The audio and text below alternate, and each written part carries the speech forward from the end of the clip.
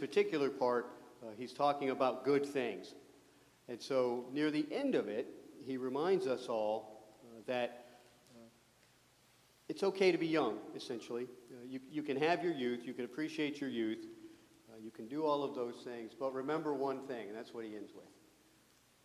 There will always be God at the end of your journey. He's there with you in the beginning, he's with you throughout.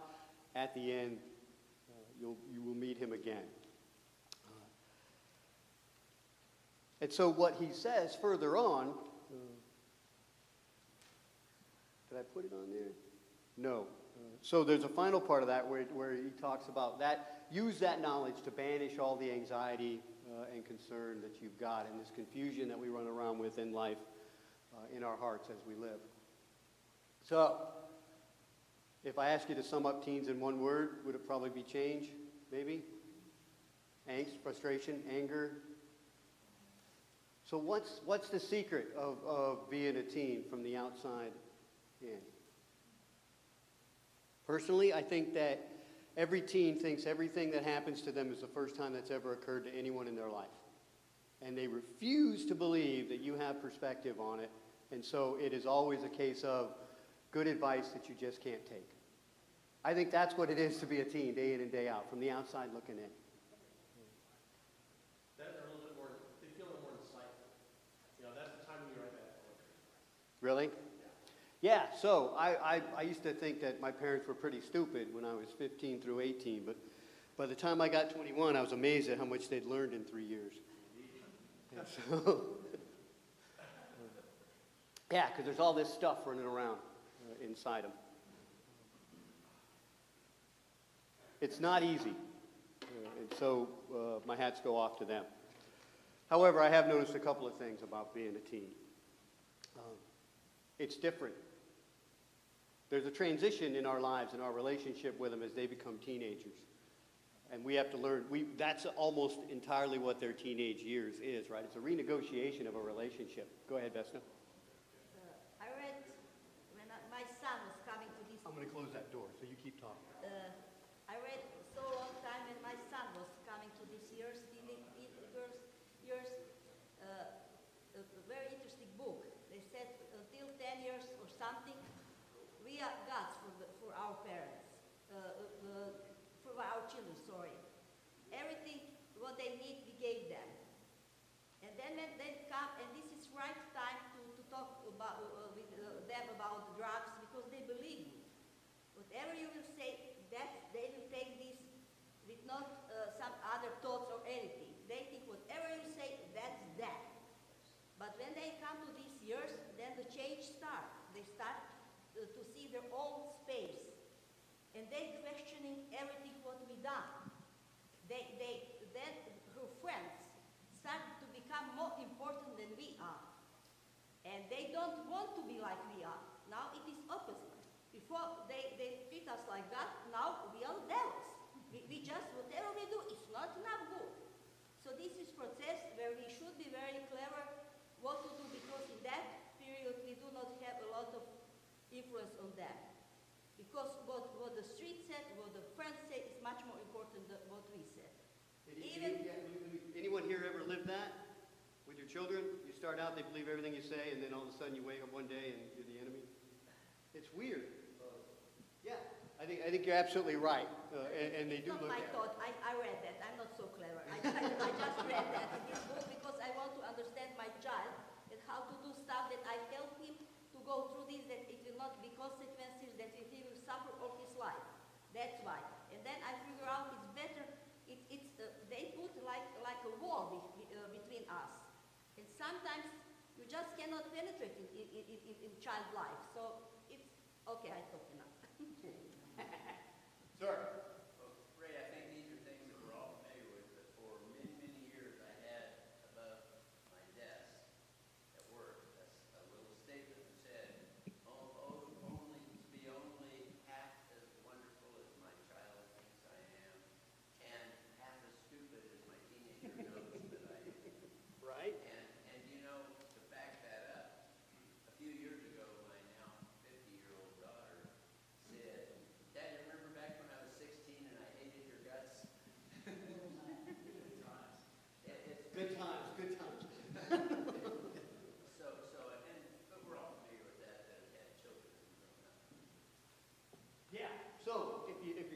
get teens. Just don't be surprised. Don't act like they're the first ones to ever become teens. Oh, I don't know the mic. Good, because I wasn't. Okay. I lived that, what you're talking about. I was that, you know, I think there's a naivety to being a teen, and I think that's an okay thing, that you think you can conquer the world. I think to be naive to some of the rough stuff of life, I think helps propel you through those challenging times. I would challenge those that haven't had teens yet to not go with that stereotype that the teenage years are difficult. The teenage years of my boys were not difficult. I'm not saying we didn't have a couple challenges and haven't worked through them. You would have to ask them if they ever hated us as parents, but I would say no. Hate's a strong word. I mean, they've always talked to us. They've come and admitted they did something wrong and talked us through, and we loved them through it. So I don't know. I don't know if, and maybe you know, we're just an exception to the rule. But I challenge you to not to go with the stereotypes. I even say that about when we say the challenging twos and the terrible threes. As soon as you label them, they'll live up to that status. So I just challenge you to go against stereotypes, and we never viewed the teenage years as being difficult. Right. So there we go. Hope and optimism. Always have that. Well, one of the other things about this age is this is the point, they're still typing the rust. They haven't made all the mistakes yet. And until they, a lot of them, you know, depending on the stubbornness of the child in question, you know, I was one of those. I was not going to believe that was a mistake until by golly I made it myself. So, Right. you know, there's a lot of that that goes into I think the mistrust of adults by teenagers is they just, what do you think? That can't be wrong. There's no way that that's a mistake. And so it's, you know, you have to talk to them, and this is what's going to happen if you do this. Yeah. It's your choice to make if you do it, but Very few people are as confident as a teenager. Also, the consistency in the parents is very important. So don't lie to them as children, and do not lie to them as teenagers to soften the blow. And do not lie to them when they start hitting their 30s as well. Because what I've learned, We're going to get there. Save that 30s conversation. okay, they will continue to come back because they know they can trust us. Yeah. I want to say that it's very important that we, like the parents, put some rules and to explain child, this is how we, like family, are working. Very often my son, and he was so easy to raise, I have any problem with him. When he was 20 years old, he asked me if it will be okay to take a beer with friends. So it was really wonderful. But anyway, sometimes he go on my nerve really hard. So it is, if you explain child, very often he will come home and say, with my friends they are doing this like that. I said, okay, go live with that. Because we live like that. Oh, I don't want to live. I said, sorry. Then you will accept how we live.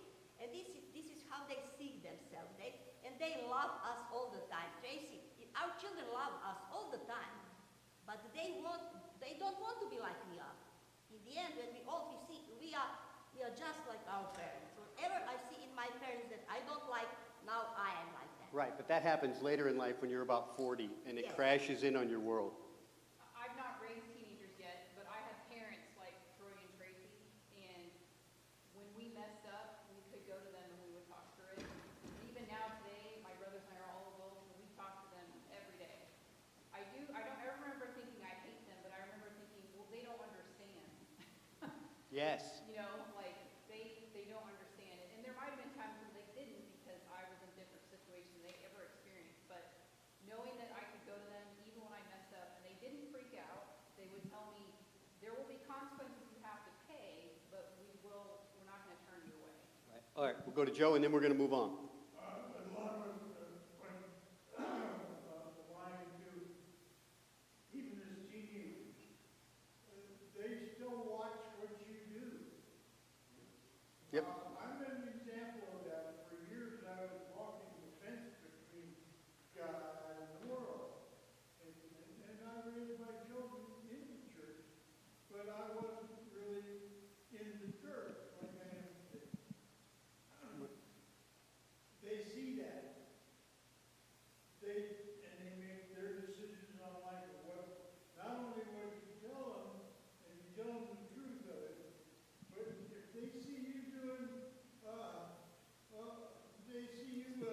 Doesn't matter what it is. If they see your behavior. All pious, and then you get home and open a can of Budweiser.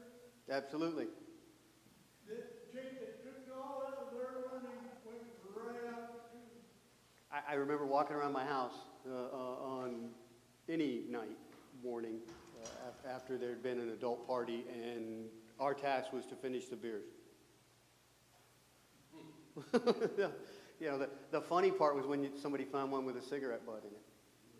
That's right, because there's only one way to find that. So yeah, they model your behavior. All of the things that you guys have said here, the few things that I would add. Don't take it personal. Regardless of their relationship with you, no one is more about themselves than a teen. They are the most self-focused beings in existence because everything in them has changed. You thought your parents didn't understand for a dozen reasons, but all of them ultimately coming back to because it's new to you and your feelings are overwhelming the situation, how can they possibly be inside me knowing what I am going through? And it's tough. So make sure you stay on the outside of that position. And this one gets to what Vesna was talking about. So there are three aspects to each family dynamic, and you can use this on your friend relationships, you can use this on your culture. Most of the things we do that we accept as the business rules of living together are informal, generally accepted, but unexplained. We learn how to behave as a part of a family unit by observation. No one sits down and says, these are the rules of the family.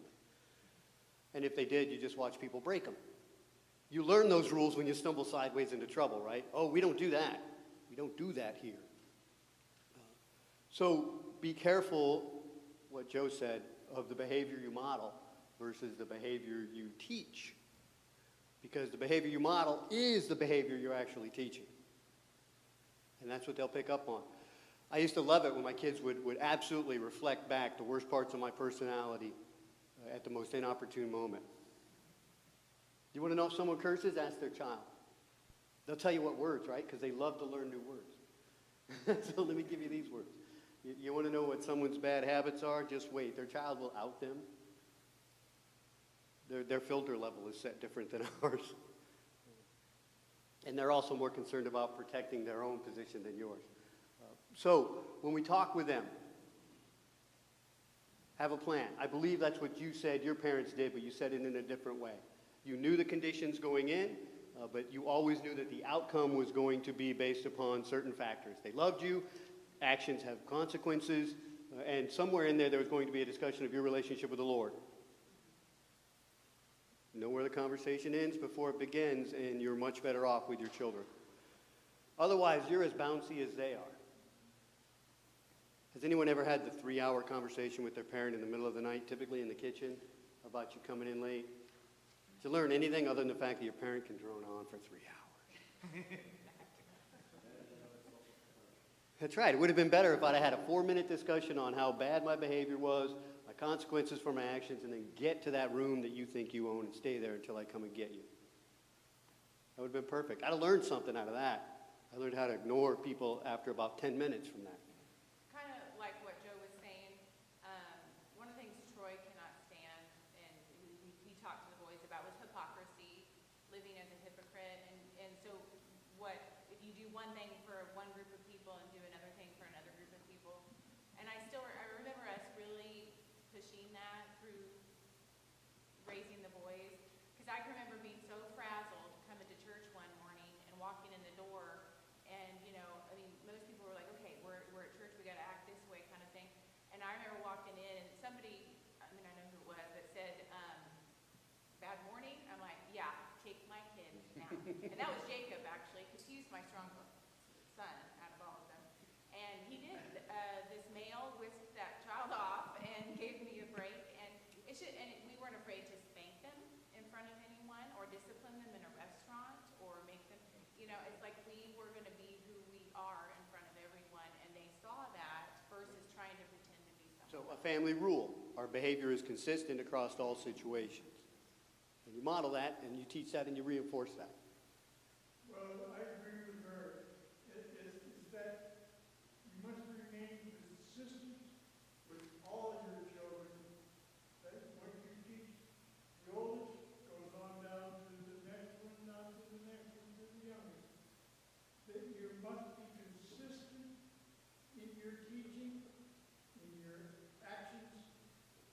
them and about them.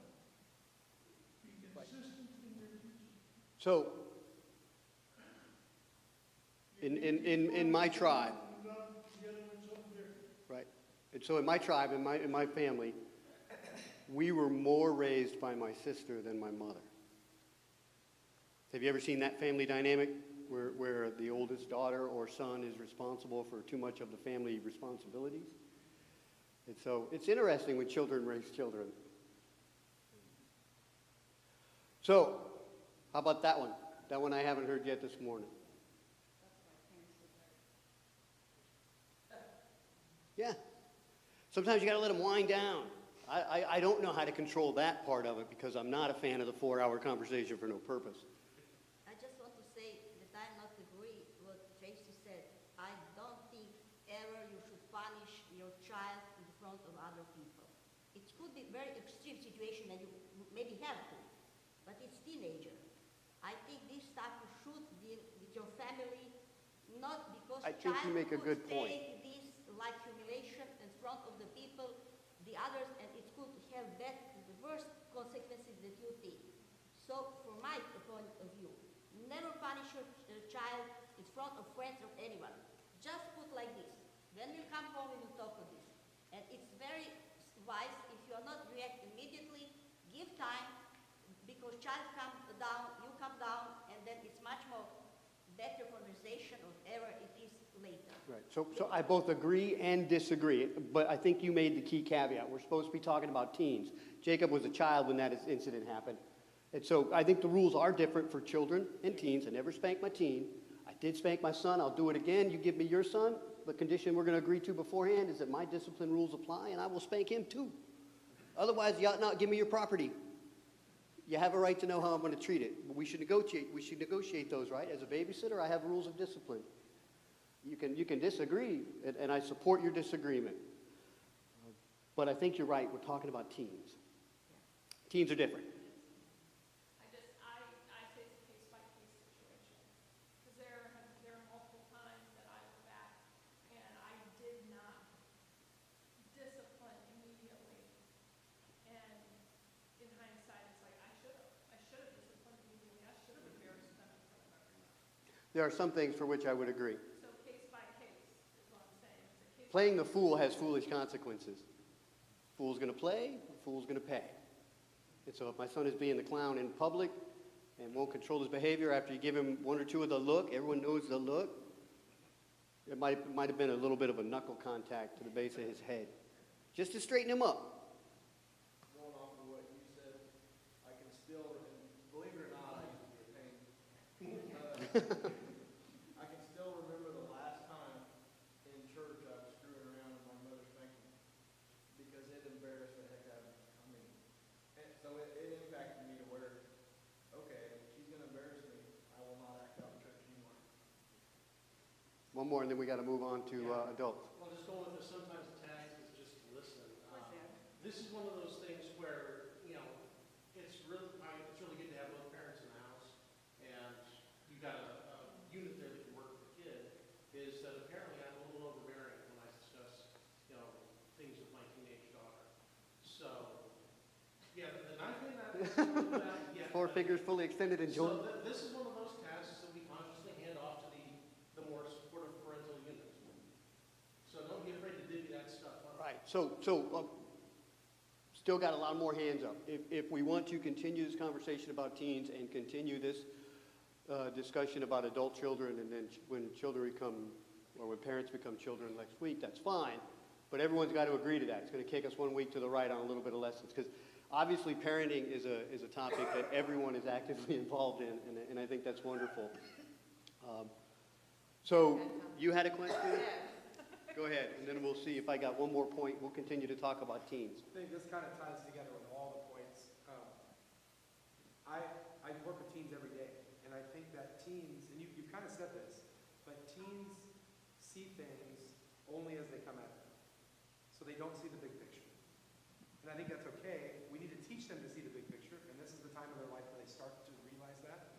But when they're children, we teach them things because we know it's going to help them affect that big picture later on, but they don't see that. And And as they become teens, they're starting to see that. But I think we have to remember, just like Amy said, that was the biggest thing in my life that just happened, and I can't fathom that. And my parents, there's no way they can understand that.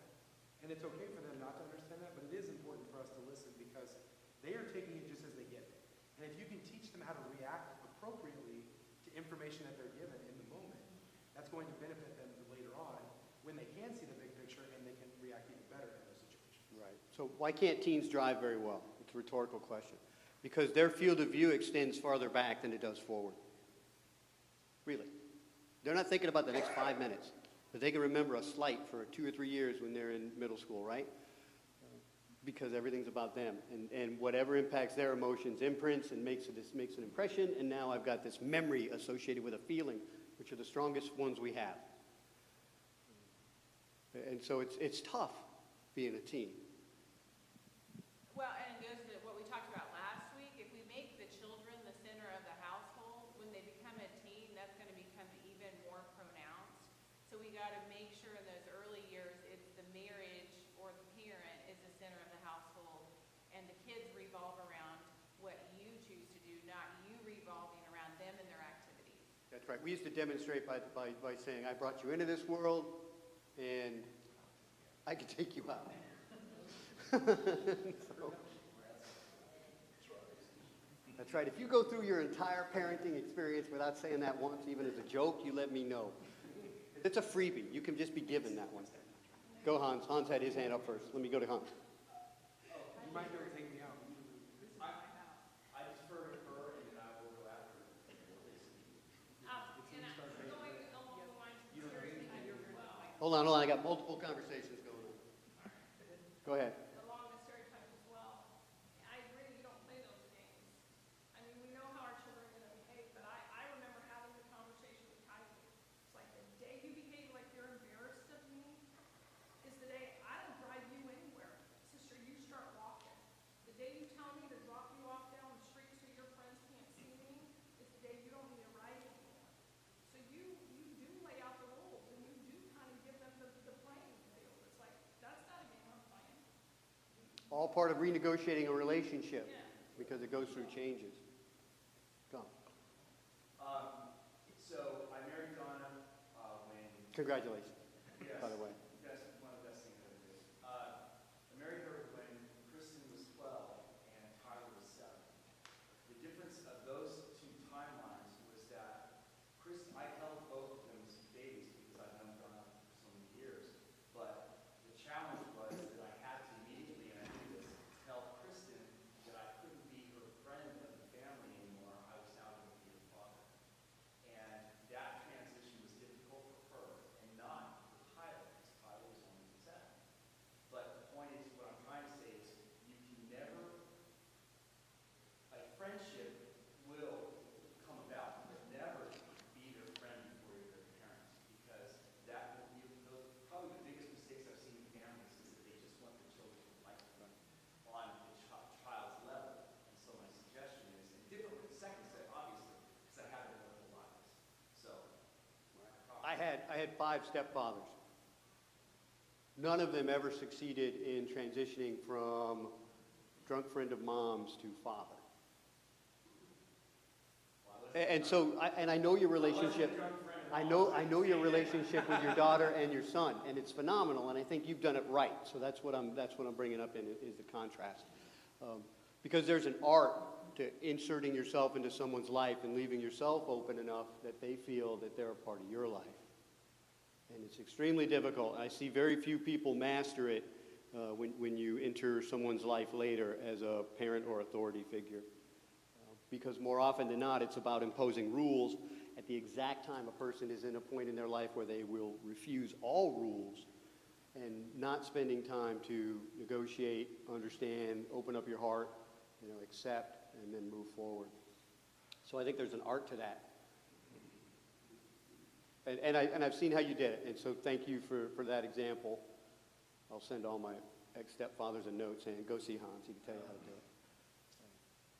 But we have families like that, and to ignore them is a mistake on our part, because there's a constant renegotiation of family status and who's who in the family. So at any time, integrating a step-parent is tough, but you gotta master it. So many people do it poorly because they think, one, it just happens. It does not just happen, any more than a child will just raise themselves. That does not happen either. They'll grow. Not a lot of raising going on in there. And you have to make sure that both sides understand the negotiation phase. And getting back to, was it your point earlier, where you have to operate as a team?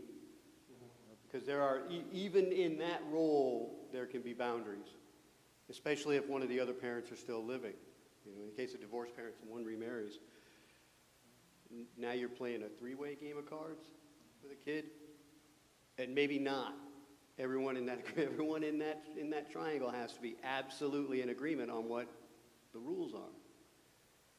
So, high art there in raising a child as a community. Any other thoughts on teens? Joe? It's amazing how the Word of God.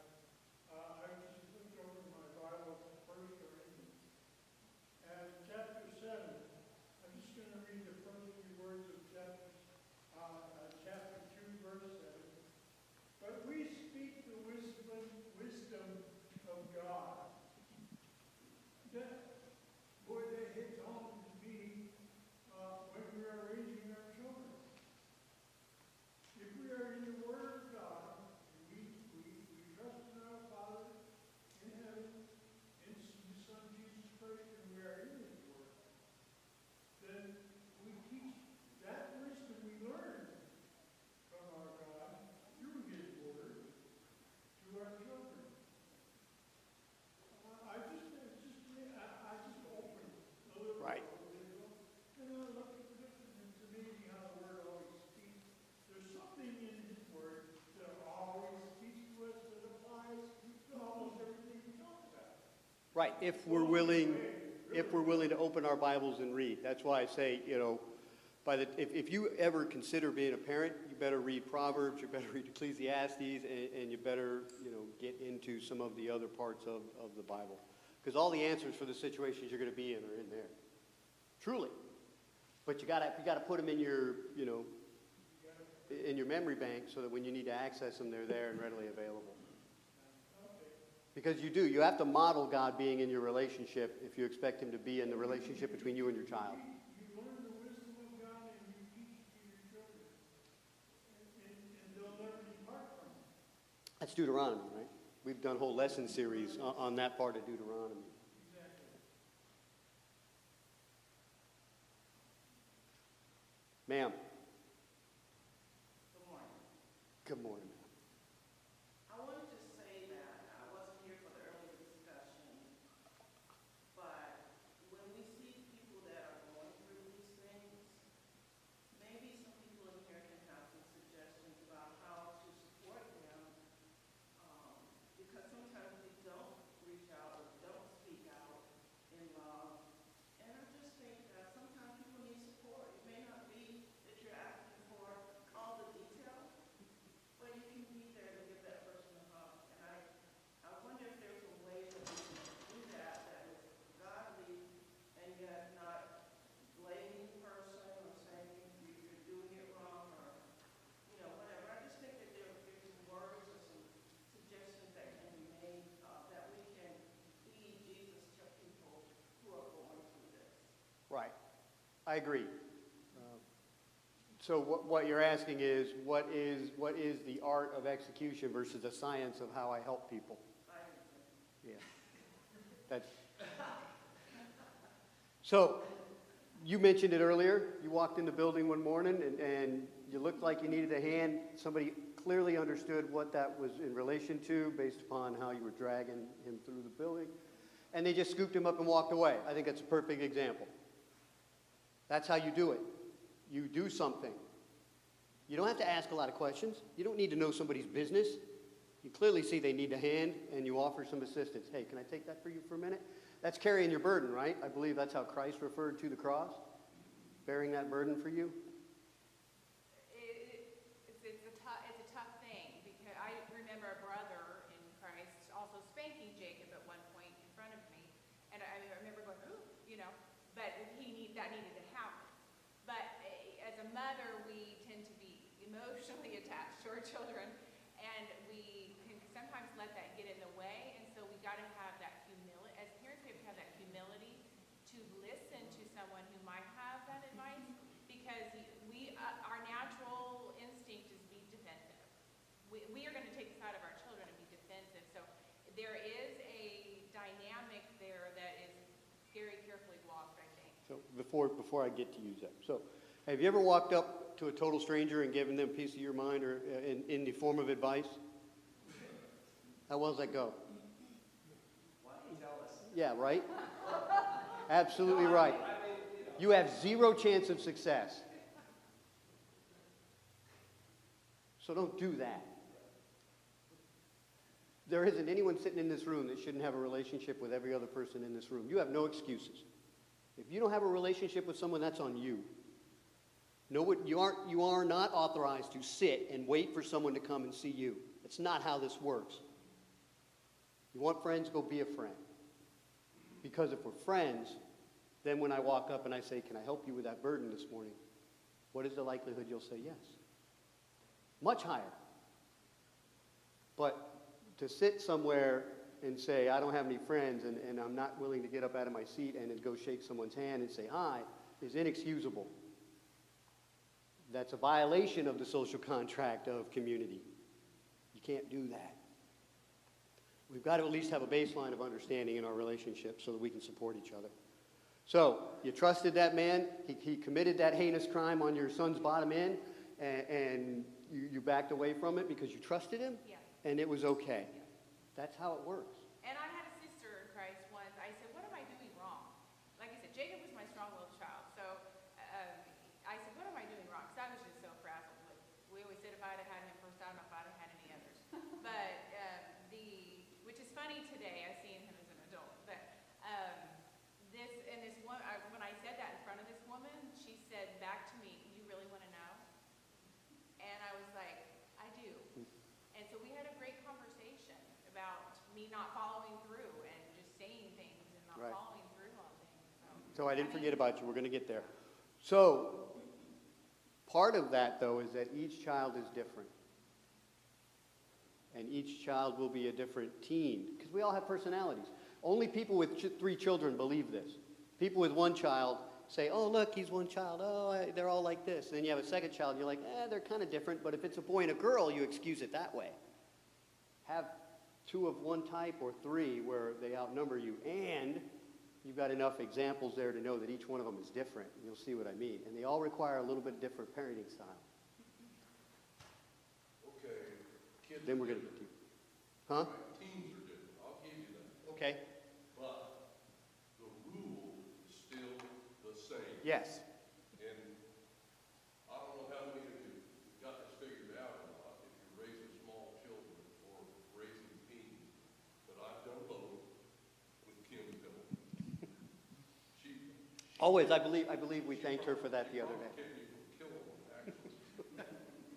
But the bottom line was the rule was always the same. Yes. It didn't matter oldest or youngest. And that's a great caveat, and thank you for it. And one of my rules was, and I started telling them this when they were like 5 years old or 6, I don't do bail. Bail, B-A-I-L, for those of you who didn't get it. Okay? and that carried through all the time they were in my household. Now, I'm not going to tell you we didn't have a couple of brushes, but as far as I know, if they went to jail, their friends got them out. Right. Because Because you didn't need to know. That was a family rule, but we said it different. If you go to jail, you stay in jail. And that's what I told them from the very start. I said, if you do something stupid enough to go to jail, you probably have friends that influenced you to get you there. So number 1, you need to change your friends. And number 2, if you got there because of them, it was their great idea, let them get you out. Because I'm not coming. That's right. No great idea ever started with, let's break into something. It's been said it takes a village to raise a child. Has I it? think that at the very beginning of this whole conversation, but when you started this class, one of the first questions you asked us was, who's in your car? So to me, who is in your village? And I think you make a great point that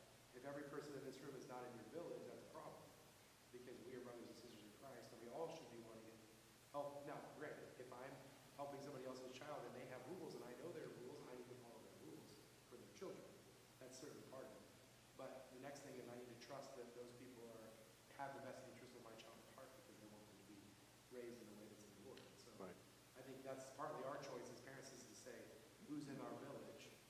And then once we give them the opportunity to be in our village, we have to say, hey, if they help us with our children, that's a good thing. Right. So as an example, Denise and I were in the congregation for a couple of years when we first got here, and we were resting, quite frankly. We had just come out of a lot of church work in the previous congregation, and I was tired. But when we finally woke up one morning and we looked around, we said, we need friends. And so we started talking and meeting with a lot of people, and then we cherry-picked some couples, and those are our close friends. Those are our inner circle. But the goal was to establish some form of relationship with everyone, either through general conversation or actually going out to lunch and meeting people and stuff like that. So the caveat to all that is every person in this room doesn't have to be your bestie, but you ought to at least have a verbal, hello, how are you doing? I actually am concerned about you, ask question as opposed to the general American, how are you, which means hello, and we just don't say hello. Because that's the only way you're going to find support. I guarantee you have support structures in your life. If they're not in this building, I wonder what's wrong with us or what's wrong with you.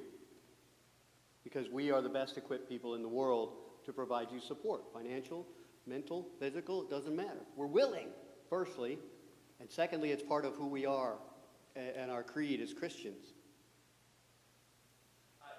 Thank you, Seth, for what you said, because what needed to be said, I believe, is to delineate between villages, because a secular concept is, I will teach your children what I want them to know.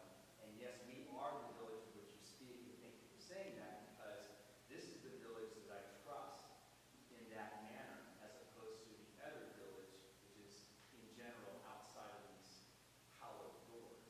And it's important. So when I was saying a friend is somebody you trust your family, I really truly am saying a believer in Christ is somebody that I would trust my children's soul with. And that is what we do for one another, be it a hi, how are you, or let me help you with that. Right. So thank you for delineating, because that's very important. So I have an agreement with my brother. He's not a Christian. He came to me one day and he said, if I die, I want you to raise my children. I said, we have to negotiate this relationship. You understand, if I raise them, I'm raising them as Christians. It's opposite your values. Your values die with you in the grave. I promise you that. I don't support them, I don't live them, and I don't want them in my life. Are you willing to give away your children's moral compass like that? And he said yes, which led to some other conversations down the road. We're still working on that. But yeah, who is going to give your children their guidance? Is it going to be your fellow brothers and sisters who hopefully we're all on the same path? It's a wide path. And we can have differences in opinions on certain things as we walk down it, but I believe we're all on the same path. You were going to say something? Well, I was just going to say that, you know, when a child is small, the path is narrow. But Yeah. the older they get, the wider that path is. Wow, that's You cool. better, Thank you. We're going to use that next week. and you better have a part of that path in order to sort of guide them Right. through their teen years when you don't control them nearly as much as you think you do. Right, because there's a point where we become the bumpers, hopefully. And they bounce off your moral standards and never fall out. You ever seen a bowling lane with the bumpers on it? The ball's pretty safe, right? Any idiot can throw a ball down that lane. Now, I have purposefully bounced a ball out of those lanes before. And it's chaotic and it's catastrophic and it does things to the next lane over that you never imagined. And it looks like that. So what are the bumpers? You've got to have bumpers established in somebody's life by the time they become children. So we'll talk about adult children next week. I'm going to give you back 3 minutes of your time, because I think the class is already set loose upstairs, so we can collect our little ones and get ready for our worship service. So thank you. The goal is for all of us to help each other, both in our lives and in our daily tasks, and certainly raising children is part of that.